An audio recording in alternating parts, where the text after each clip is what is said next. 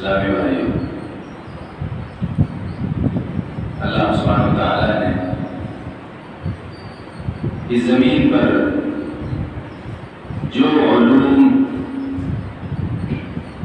اتارے ہیں اور انسان کو جن علوم و فنون کا علم دیا ہے ان میں سب سے افضل علم دین کا علم ہے۔ دنیا کے سارے علوم کو اللہ تعالیٰ نے بندوں کے دل و دماغ میں ڈال کر کے سکھا دیا، لیکن دین کا علم ایسا علم ہے جو دوسرے علوم کی طرح لوگوں کو نہیں سکھایا، بلکہ اپنے خاص فرشتے جبریل علیہ السلام کے ذریعے اپنے خاص رسول کے واسطے سے یہ لوگوں کو سکھایا۔ حالانکہ اس علم دین کے پیچھے رسول کو بہت تکلیفیں جھیلنی پڑی اور اسے سیکھنے والوں کو بہت سی قربانیاں دینی پڑی، مگر اس علم دین کو اللہ سبحانہ وتعالیٰ نے ساری تکلیفوں کے باوجود اپنے خاص فرشتے اور اپنے خاص رسول کے ذریعے لوگوں کے پاس بھیجا۔ یہ فرق ہے علم دین اور دنیا کے علوم کے درمیان،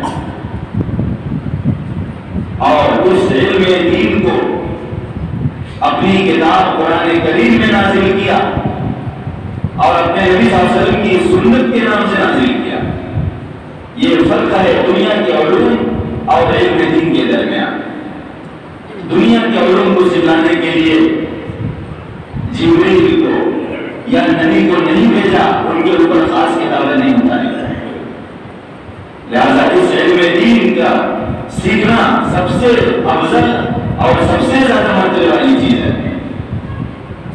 اور علم دین اس لیے بھی افضل ہے کہ یہ ہدایت والا دین ہے، ہدایت والا علم ہے، وہ علم ہے جس سے گمراہی دور ہوتی ہے اور گمراہی سے نجات ملتی ہے، ہدایت نصیب ہوتی ہے۔ علم دین وہ علم ہے جس کے ذریعے ایمان ملتا ہے، جس کے ذریعے جنت کا راستہ ملتا ہے اور جہنم کے راستے سے آدمی بچتا ہے اور دور ہوتا ہے۔ علم دین وہ علم ہے جس کے ذریعے اللہ کی رضامندی نصیب ہوتی ہے اور اللہ کے غضب سے آدمی کی حفاظت ہوتی ہے۔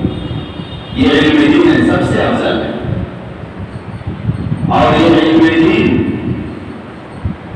یہ سارے لوگوں کے لیے، اور چھوٹوں سے پہلے یہ بڑوں کا حق ہے، کیونکہ علم دین کا سیکھنا سکھانا فرض ہے۔ علم دین کا ایک حصہ فرض عین ہے کہ ہر شخص پر فرض ہے، اور ایک حصہ فرض کفایہ ہے کہ کچھ لوگ دین سیکھ لیں تاکہ دین محفوظ رہے اور لوگوں میں چلتا رہے۔ اور کوئی بھی فریضہ بالغوں پر عائد ہوتا ہے، چھوٹوں کے لیے بھی پسندیدہ ہے، مگر چھوٹوں کا فریضہ نہیں، بالغ لوگوں کا فریضہ ہے۔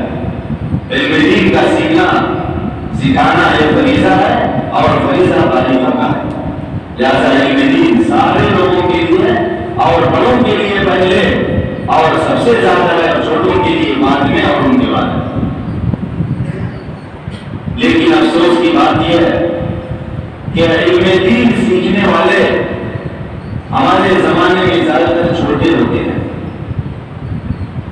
اور بڑے لوگ وہ دنیا کا ہنر تو سیکھتے ہیں مگر یہ عقیدہ بن گیا ہے، بغیر کسی دلیل کے یہ عقیدہ لوگوں میں بیٹھ چکا ہے کہ عالم بننا، حافظ بننا یہ بچوں کا کام ہے، یہ نوجوانوں کا کام ہے۔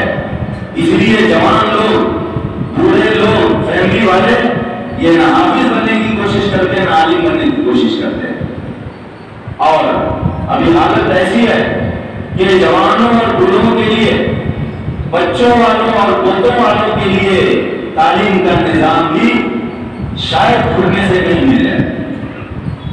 حالانکہ اللہ نے جو علم دین دیا ہے اس کا جو مرتبہ ہے وہ سارے لوگوں کے لیے، بڑوں کے لیے سب سے پہلے ہے۔ اللہ تعالیٰ نے کے لیے خاص نہیں کیا ہے، یہ بڑوں کے لیے بھی ہے، اور بڑوں کے لیے سب سے زیادہ ہے۔ اللہ سبحانہ وتعالیٰ نے سارے لوگوں کو دین سیکھنے پر بلایا ہے، سارے لوگوں کو دین سیکھنے کی تعلیم دی ہے۔ اللہ نے سورۃ توبہ میں فرمایا فلولا نفر من كل فرقة منهم طائفة ليتفقهوا في الدين ولينذروا قومهم إذا رجعوا إليهم لعلهم يهتدون۔ کیوں نہیں ہر جماعت میں سے ایک جماعت باہر نکلتی تاکہ دین کی فقیہ بنے، دین کا علم حاصل کرے، اور تاکہ وہ اپنی قوم کو ڈرائیں جب ان کی طرف واپس جائیں۔ ہو سکتا ہے امید ہے کہ وہ لوگ ڈریں گے۔ یہ بچوں کے لیے نہیں کہا ہے کہ بچے باہر جائیں، یہ بڑوں کے لیے کہا ہے۔ بڑوں کی جماعت میں سے ایک جماعت باہر جا کے سیکھے اور آ کر کے اپنی قوم کو سکھائے، اپنی قوم کو ڈرائے، اپنی قوم کو بتائے، اپنی قوم کی آخرت کی اصلاح کرے۔ صحیح بخاری میں معاویہ رضی اللہ عنہ کی حدیث میں نبی صلی اللہ علیہ وسلم فرمایا من یرد اللہ بہ خیرا یفقہہ فی الدین، وہ شخص جس کے ساتھ اللہ خیر کا ارادہ کرتا ہے اسے دین کا فقیہ بناتا ہے، اسے دین کی سمجھ عطا کرتا ہے۔ وہ شخص جس کے ساتھ اللہ خیر کا ارادہ کرتا ہے، سب کے لیے ہے یہ بچوں کو خطاب نہیں ہے صرف کہ جو بچہ اس کے ساتھ اللہ خیر کا ارادہ کرے گا تو اسے دین کا فقیہ بنائے گا۔ یہ بات نبی صلی اللہ علیہ وسلم بچوں سے نہیں کہہ رہے، یہ بڑوں کے لیے پہلے ہے، بچوں سے پہلے ہے۔ جو شخص اس کے ساتھ اللہ خیر کا ارادہ کرتا ہے اسے دین کی سمجھ عطا کرتا ہے۔ یہ جوانوں کے لیے، بوڑھوں کے لیے، بیوی والے اور بچے والے کے لیے اللہ ان کے ساتھ بھی خیر کا ارادہ کرتا ہے۔ ایسا نہیں کہ جوان ہو گئے، شادی ہو گئی تو اللہ اب خیر کا ارادہ نہیں کرے گا، وہ عالم حافظ نہیں بن سکتے۔ یہ سارے لوگوں کے لیے ہے، دین کا علم بڑوں کے لیے سب سے زیادہ ہے، چھوٹوں کے لیے بڑوں کے بعد ہے۔ اور حفظ قرآن کا علم یہ سب کے لیے ہے۔ صحیح بخاری میں عثمان رضی اللہ عنہ کی مشہور حدیث ہے کہ نبی صلی اللہ علیہ وسلم فرمایا خیرکم من تعلم القرآن وعلمہ، تم میں سب سے بہتر وہ ہے جس نے قرآن سیکھا اور اسے سکھایا۔ یہ خطاب سارے لوگوں کو ہے، تم میں سب سے بہتر وہ ہے جوانوں میں، بوڑھوں میں، اس نے قرآن سیکھا اور سکھایا۔ اگر کوئی بچپن میں نہیں سیکھا، جوانی میں نہیں سیکھا، تو اس کے اوپر قرآن سیکھنے سکھانے کا دروازہ اللہ نے بند نہیں کیا۔ اور معاشرے والوں کو، مدرسے والوں کو، مسجد والوں کو بھی حق نہیں ہے کہ اللہ نے بوڑھوں پر قرآن سیکھنے سکھانے کا دروازہ بند نہیں کیا، تو ان کو بھی حق نہیں ہے کہ وہ بوڑھوں پر قرآن سیکھنے سکھانے کا دروازہ بند کر دیں۔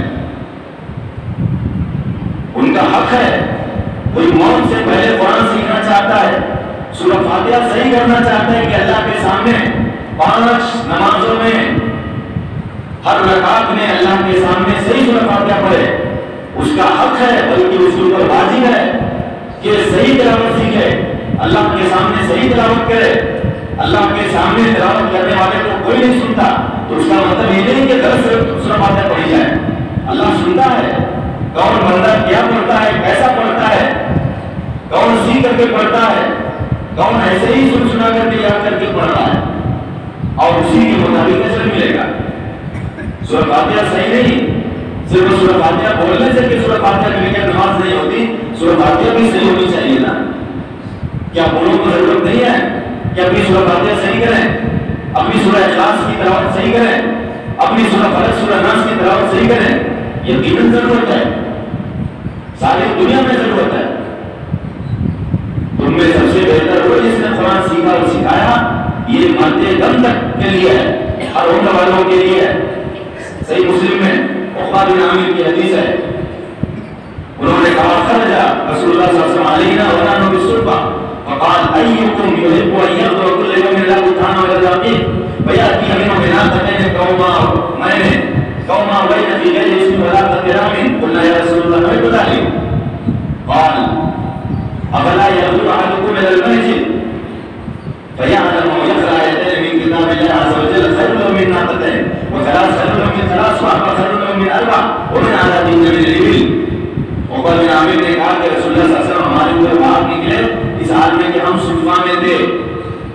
صفا مسجد نبی کی خاص جگہ ہے جہاں ہجرت کر کے آنے والے غریب فقیر مہاجرین رہتے تھے، اور ان میں ایک بڑی تعداد ایسی تھی جس کے پاس ایک رومی کے علاوہ کچھ نہیں تھا۔ ان کو ہم سے زیادہ دنیا کمانے کی ضرورت تھی، اپنا سطر چھپانے کے لیے اور اپنے خوراک کے لیے، اپنے گھر کے لیے۔ لیکن آ کر کے اس مسکین جماعت سے نبی صلی اللہ علیہ وسلم بولتے ہیں، تم میں سے کون ہے جو اس بات کو پسند کرے گا کہ ہر دن بتان یا عقیق جائے؟ مدینے میں 2 وادیاں ہیں، ایک کا نام بتان ہے، کافی بتان یا عقیق جائے اور وہاں سے 2 اونچے قرآنوں والی اونٹنیاں لائے بغیر کسی گناہ کے اور بغیر رشتہ داری کو کاٹے، یعنی مفت میں تندرست اونچے قرآنوں والی اونٹنیاں مفت میں پائے، ہر دن پائے۔ ہم نے کہا کہ اللہ کے رسول ہم اس کو پسند کرتے ہیں، اس کو تو مالدار پسند کریں گے، اور مالدار ہے جو ہر دن سونا چاندی نہیں پسند کرتا۔ مالدار کو دیکھیے ہر دن کماتا ہے، بلکہ مالدار کمانے کے لیے غریبوں سے زیادہ جاگتا ہے، زیادہ وقت دیتا ہے۔ غریب آدمی کے لیے نماز کا وقت ہے، مالدار کتنے مالدار ہیں جن کے پاس اپنی تجارت کی مشغولیت کی وجہ سے اللہ کے گھر میں آنے کے لیے بھی ٹائم نہیں ہے۔ وہ قیامت کے دن ان کو معلوم پڑے گا کہ اس کا انجام کیا ہوا۔ دنیا کی کمائی نے آخرت کی کمائی کو گنوا دیا یا آخرت کی بھی کمائی ملی؟ کہا ہم اس کو پسند کرتے ہیں۔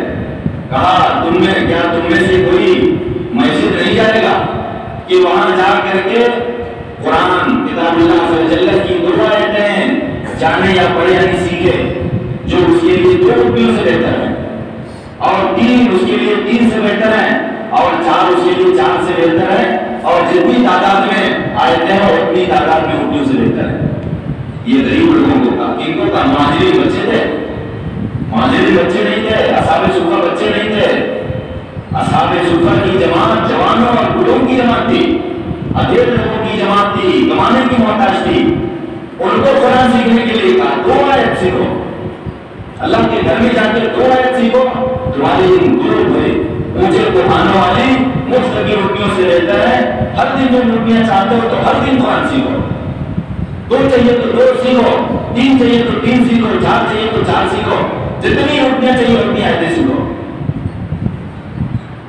اس میں تعلیم ہے، اس میں تنبیہ ہے، اس میں نصیحت ہے کہ قرآن کی تعلیم ہر عمر کے لوگوں کے لیے ہے، غریبوں کے لیے بھی، امیروں کے لیے بھی ہے، اور لوگوں کو چاہیے کہ کچھ وقت نکال کر کے قرآن سے ہی کر لیں۔ یہ انتہائی افسوس کی بات ہے، انتہائی خسارے اور گھاٹے کی بات ہے کہ مسلمان 70 سال کی عمر پا کر کے، بڈھا ہو کر کے، بال سفید کر کے، بچوں اور دھوتے والا نمازوں والا بن کر کے مر جائے اور اپنی سورہ فاتحہ کی تلاوت صحیح نہ کرے۔ ہر رکعت میں، ہر دن، ہر نماز میں، ہر رکعت میں اللہ کے سامنے غلط پڑتا ہے۔ اللہ نے اسے عبادت کے لیے پیدا کیا، لیکن اپنی ساری زندگی میں اس نے دنیا سیکھا، دنیا کمایا، اور ایک سورہ فاتحہ کی تلاوت سے نہیں کر سکا۔ اس کا ذمہ دار کون ہے؟ نبی صلی اللہ علیہ وسلم نے منع نہیں کیا۔ قرآن کی تعلیم بچوں کے لیے کبھی بھی یہ نہ منہج نبی ہے نہ منہج سلف ہے۔ سنن نبی داؤد میں زید بن ثابت کی حدیث ہے، کہا میں نے رسول اللہ صلی اللہ علیہ وسلم فرماتے ہوئے سنا ہے، نطق اللہ من سمع منا حدیثا فحفظه حتى يولده ورب حامل الذكر الى من وافق منه ورب حامل الذكر ليس ببخيل۔ نبی صلی اللہ علیہ وسلم نے فرمایا، دعا فرمائی، اللہ اس آدمی کو تر و تازہ رکھے، خوش رکھے جس نے ہم سے کوئی حدیث سنی، حدیث چھوٹی بھی ہوتی بڑی بھی ہوتی، جس نے ہم سے کوئی بھی حدیث سنی اور اس کو یاد کیا یہاں تک کہ اسے پہنچائے۔ کیونکہ بعض فقہ یعنی سنت کو اٹھانے والے اپنے سے زیادہ سمجھدار کو پہنچاتے ہیں، اور بعض فقہ یعنی سنت کو اٹھانے والے وہ فقیہ نہیں ہوتے۔ یہ دعا ہے، نبی صلی اللہ علیہ وسلم کی دعا ہے، اللہ اس آدمی کو تر و تازہ رکھے، خوشحال رکھے۔ ایک حدیث بھی یاد کر کے دوسرے کو سکھائیں گے تو نبی صلی اللہ علیہ وسلم کی دعا ملے گی۔ اس دعا کے سب سے زیادہ حقدار محدثین کرام بنے جنہوں نے اپنی دنیا کی پرواہ نہیں کی، غریبی کو برداشت کر کے نبی صلی اللہ علیہ وسلم کی دعا کے حقدار بنے. اور یہ ایسی دعا تھی جس کی وجہ سے صحابہ کرام میں بوڑھے بھی حدیث یاد کرتے تھے، بوڑھے بھی حدیث یاد کرتے تھے، چاہے چھوٹی ہی حدیث. نبی صلی اللہ علیہ وسلم کے چچا عباس بن عبد المطلب نبی صلی اللہ علیہ وسلم سے 2 سال بڑے تھے اور نبی صلی اللہ علیہ وسلم سے زیادہ عمر پائے. بڑھاپے میں نبی صلی اللہ علیہ وسلم کی حدیث یاد کر کے روایت کی ہے. بڑھاپے میں حدیث یاد کی ہے، نبی صلی اللہ علیہ وسلم کی دعا میں. آج حفظ حدیث کا کیا حال ہے؟ حالت تو ایسی بدتر ہو گئی ہے کہ آپ جمعہ کے خطبے میں عالم کو حدیث کا ترجمہ سناتے ہوئے دیکھیں کہ حدیث یاد کرنے کی توفیق نہیں ہوتی. یہ بڑی بدنصیبی کی بات ہے. اور ایسے بھی لوگ ملیں گے جو عادت بنائے ہوئے، کہاں شرف کی بات اور کہاں شرم کی بات. بہرحال نبی صلی اللہ علیہ وسلم نے یہ دعا سب کے لیے کی، اللہ اس آدمی کو خوش رکھے، تر و تازہ رکھے. یہ بچوں کے ساتھ خاص نہیں کیا. مومن آدمی موت سے پہلے اگر ایک حدیث بھی یاد کر کے کسی کو پہنچا سکتا ہے تو کرے، چاہے اپنی بیوی کو سنا دے، چاہے اپنے بچے کو سکھا دے. کتب احادیث میں احادیث کی بہت بڑی تعداد ایسی ہے جن کو صحابہ کرام نے اپنے بچوں کو سکھایا اور ان کے بچوں نے ان حدیثوں کو یاد کر کے سنایا. بہت بڑی تعداد اگر جمع کریں گے تو ایک بڑی کتاب بنے گی. ان حدیث کو صحابہ نے اپنے بچوں کو سنایا. کبھی کبھی شرمگاہ سے متعلق بھی حدیثیں ہوتی تب بھی سناتے تھے. عمر بن خطاب نے بھی اپنے بیٹے عبداللہ بن عمر کو سنایا. بیٹے نے باپ سے سن کر کے یاد کیا اور روایت کیا. صحیح مسلم میں نبی صلی اللہ علیہ وسلم نے ایک حدیث کے آخر میں دین سیکھنے، دین کا علم حاصل کرنے کو، علم نافع حاصل کرنے کو جنت کا راستہ بتایا. فرمایا من سلک طریقا یلتمس فیہ علما سہل اللہ لہ طریقا الی الجنہ. جو شخص کسی راستے پر چلے گا جس میں وہ علم حاصل کرے گا، علم طلب کرے گا، تو اللہ اس کے لیے اس کی وجہ سے جنت کے راستے کو آسان کر دے گا. جو شخص، بچے نہیں کہا، جوان نہیں کہا، جو آدمی بھی، مرد ہو، عورت ہو، بچہ ہو، جوان ہو، بوڑھا ہو، مریض ہو، صحت مند ہو، امیر ہو، غریب ہو، جو آدمی بھی کسی ایسے راستے پر چلے گا جس میں وہ علم تلاش کرے گا، کوئی بھی طریقہ علم حاصل کرنے کا اپنائے گا، اللہ اس کے لیے اس کی وجہ سے جنت کے راستے کو آسان کر دے گا. کیا جنت کا راستہ صرف بچوں کے لیے؟ بچے تو معصوم ہیں، اگر بالغ ہونے سے پہلے مر جائے تو ان کی منزل جنت ہے. جوانوں اور بوڑھوں کو اس کی زیادہ فکر کرنے کی ضرورت ہے. تعلیم کا دروازہ جوانوں اور بوڑھوں پر اللہ نے رسول نے نہیں بند کیا، لیکن حالت ایسی ہے کہ ایک مدرسے میں 25 سال 50 سال کام کرنے والا، جھاڑو دینے والا بھی اس کے اوپر علم کا دروازہ بند رہتا ہے. مدرسے کا خادم بنتا ہے 25 سال 30 سال مرتے دم تک، لیکن اپنی سورہ فاتحہ بھی صحیح نہیں کرتا. ایک مسجد میں اذان دینے والا مؤذن مرتے دم تک اذان دیتا ہے، اپنی اذان صحیح نہیں کر پاتا ہے. نہ اس کی تکبیر صحیح، نہ اس کا تشہد صحیح، نہ اس کی حیا الفلاح صحیح، غلط غلط دیتا ہے اور لوگوں کے کام سنتے ہیں اور جانتے ہیں کیسے بھی مؤذن اذان دے دیتا ہے. اور کتنے مؤذن ایسے ہیں جو اذان سن کر کے غلط اذان سن کر کے اذان دیتے ہیں اور اتنی توفیق نہیں ہوتی کہ کسی معلم کے پاس بیٹھ کر کے اذان اقامت سیکھ لیں جو دین کا حصہ ہے. اذان اقامت دین سے خارج نہیں ہے، یہ دین میں سے ہے، دین کے علم میں سے ہے. کسی معلم قرآن کے پاس بیٹھ کے سیکھیے اللہ اکبر کیسے بولنا ہے، اقامت کیسے بولنی ہے. اور مسجد میں بھی مؤذن بنا دیا جاتا ہے. شاید ہی کوئی پوچھتا ہو کہ کہاں کس کے پاس اذان اقامت سیکھی ہے، کہیں نہیں ملتا ہے. تو مجبوری میں جو بھی تیار ہو جائے اس کو مؤذن بننے کا شرف حاصل ہو جاتا ہے. جہاں علماء بھی ہوتے ہیں، طلبہ بھی ہوتے ہیں، دین کی تعلیم بھی ہوتی ہے. تو نبی صلی اللہ علیہ وسلم نے سب کے لیے کہا جو بھی کسی ایسے راستے پر چلے جس میں علم حاصل کرے تو اللہ اس کے لیے اس کی وجہ سے جنت کے راستے کو آسان کرے.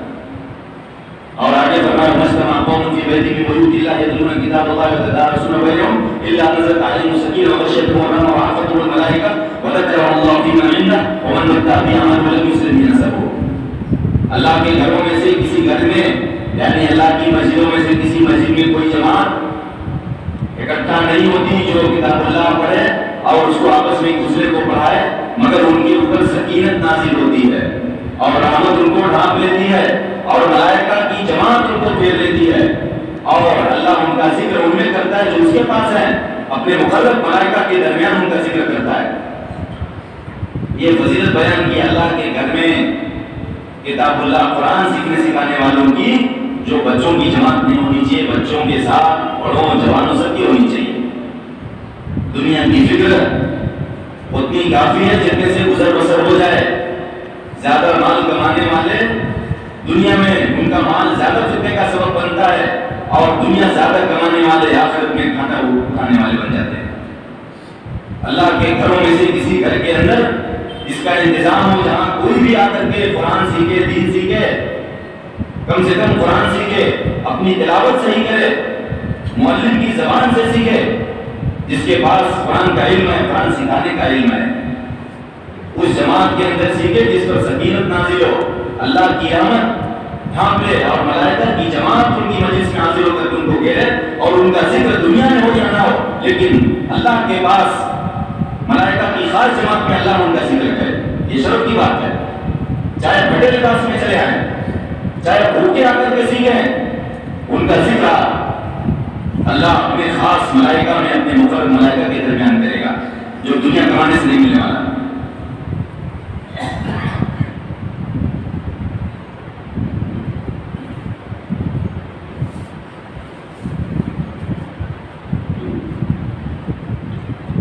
اسلامی بھائیوں،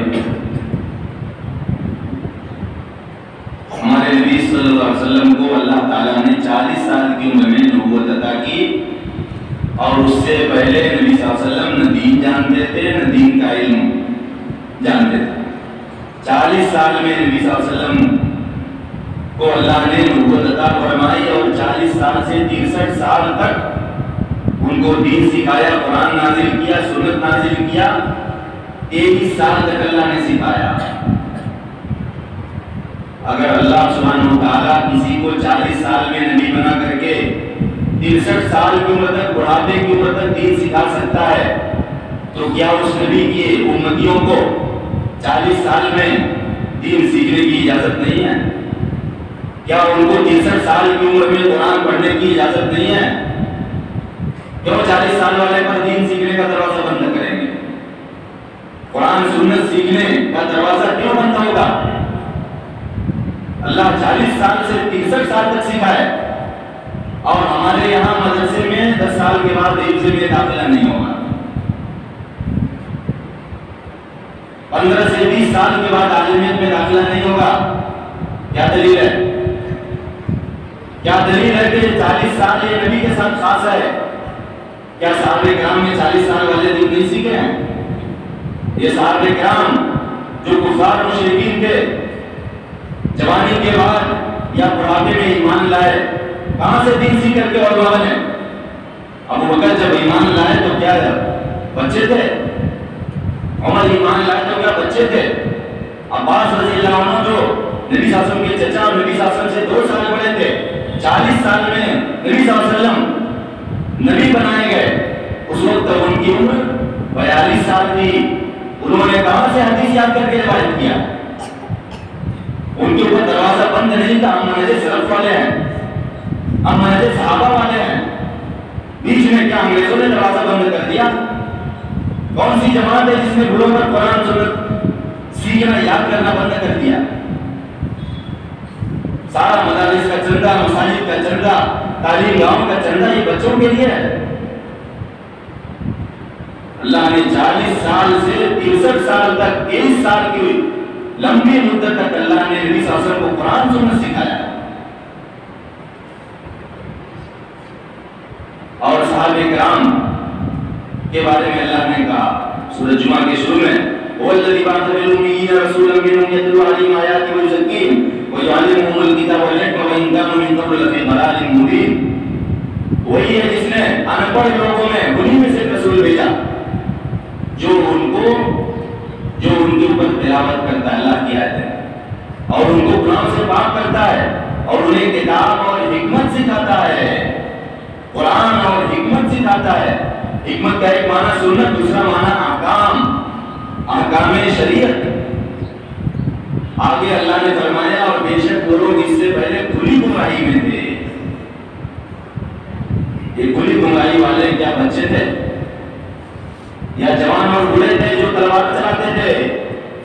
اسلام اور مسلمانوں کے خلاف، نبی کے خلاف تلوار چلا رہے تھے، وہ گمراہ لوگ تھے جن کو رسول نے قرآن سکھا کے، قرآن سنا کر کے اسلام کی دعوت دی، ایمان قبول کر کے وہ قرآن سنت سیکھے، اور اللہ نے ان کی تعریف کی کہ اس سے پہلے وہ کھلی گمراہی میں تھے، یعنی اب نہیں ہیں، ہدایت یافتہ لوگ ہیں۔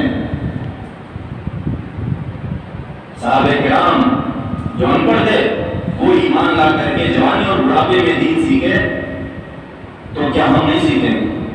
کیا ہمیں ایسے معلمین نہیں تیار کرنے ہیں جو جوان اور بوڑھوں کو سکھائیں؟ یہ صحابہ کا منہج ہے جو قرآن میں اللہ نے بیان کیا ہے، یہ منہج قرآن میں اور سنت میں بند کرنے کے لیے نہیں ہے، یہ عملی منہج ہے۔ صحیح بخاری میں مالک بن حویرث کی حدیث ہے، نبی صلی اللہ علیہ وسلم اہل مدینہ اہل مکہ کے علاوہ باہر والوں کو سکھاتے تھے، اور باہر والے جوان لوگ مدینہ کے بعد سے سفر آ کر کے مسجد نبی میں پڑے رہتے اور وہاں نبی صلی اللہ علیہ وسلم سے سیکھ کر جاتے تھے۔ بخاری میں ابو سلیمان مالک بن حویرث کی حدیث ہے، انہوں نے کہا اتینا رسول اللہ صلی اللہ علیہ وسلم ونحن شعبۃ متقاربون فاقمنا عنده 20 ليلة فظن ان اشتقنا اهلنا فسالنا عمن تركنا في اهلنا فاخبرناه وكان رفيقا رحيما فقال ارجعوا الى اهليكم فعلموهم ومروهم واذا حضرت الصلاه وصلوا كما رايتموني اصلي واذا حضرت الصلاه فليؤذن لكم احدكم ثم اليوم اكبركم۔ مالک بن حویرث نے کہا ہم رسول اللہ صلی اللہ علیہ وسلم کے پاس آئے، یعنی مدینے کے باہر سے آئے، اور ہم قریبی عمر والے جوان تھے، نام شعبۃ متقاربون۔ ان کی جو جماعت آئی تھی وہ جوانوں کی جماعت تھی جو عمر میں قریب تھے، کہا ہم جوان تھے، جوانی کی آخری حد 30 سال ہے، 30 سال کے اندر عمر والے تھے، کہا ہم نبی صلی اللہ علیہ وسلم کے پاس 20 دن ٹھہرے، 20 دن دین سیکھے، پھر نبی صلی اللہ علیہ وسلم نے ہمارے بارے میں گمان کیا کہ ہم اپنے گھر والوں کے مشتاق ہیں، گھر جانا چاہتے ہیں، تو نبی صلی اللہ علیہ وسلم نے ہم سے پوچھا ان لوگوں کے بارے میں جن کو ہم اپنے گھر والوں نے چھوڑا تھا، ابھی بچوں کو چھوڑ کے آئے تھے، ماں باپ کو چھوڑ کے آئے، پوچھا، ہم نے بتایا کہ ہم نے اپنے گھر میں کس کو چھوڑا ہے، جن لوگوں کو چھوڑ کے آیا تھا ان کے بارے میں بتایا، اور نبی صلی اللہ علیہ وسلم رحم کرنے والے اور شفقت کرنے والے تھے، چنانچہ فرمایا اپنے گھر والوں کی طرف لوٹو اور ان کو سکھاؤ اور ان کو حکم دو، اور جس طرح تم نے مجھے سلاد پڑھتے ہوئے دیکھا اسی طرح سلاد پڑھو۔ یہ ٹکڑا مشہور ہے، یہ اسی صحابی کی حدیث ہے، باقی حدیث مشہور نہیں، یہ ٹکڑا مشہور ہے، اسی 20 دن میں سیکھے تھے، اور کہا جب سلاد کا وقت ہوگا تو تم میں سے کوئی ایک اذان دے اور پھر جو تم نے پڑھا ہے وہ امامت کرے، کیونکہ سب لوگ ایک ساتھ آئے تھے، برابر دین سیکھے تھے، تو پھر جب دلوں میں برابر ہو تو بڑی مراد آگے بڑھے گا، وہ امامت کرے گا۔ یہ جوانی میں یہ جماعت آئی اور 20 دن دین سیکھ کر کے گئی۔ کیا ہمارے پاس پورے سال میں اور 70 سال کی عمر میں 20 دن بھی نہیں ہے کہ ہم آ کر کے قرآن سیکھ لیتے اور صحیح کر لیں؟ یہ صحابہ نے بیان کیا، اس میں ہمارے لیے سنت نہیں، ہمارے لیے دلیل نہیں، ہمارے لیے اسوہ نہیں۔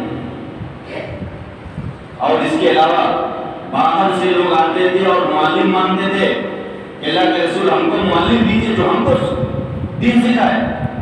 صحیح مسلم میں انس کی حدیث ہے، انہوں نے کہا ان لمن قدم علی رسول اللہ صلی اللہ علیہ وسلم فقالوا يبعث معنا رجلا يعلمنا سنة الاسلام قال فاخذ بيد ابي عبيدة فقال هذا من هذه الامة۔ کہا اہل یمن کی جماعت رسول اللہ صلی اللہ علیہ وسلم کے پاس آئی اور کہا آپ ہمارے ساتھ ایسا آدمی بھیجیے جو ہم کو سنت اور اسلام سکھائے۔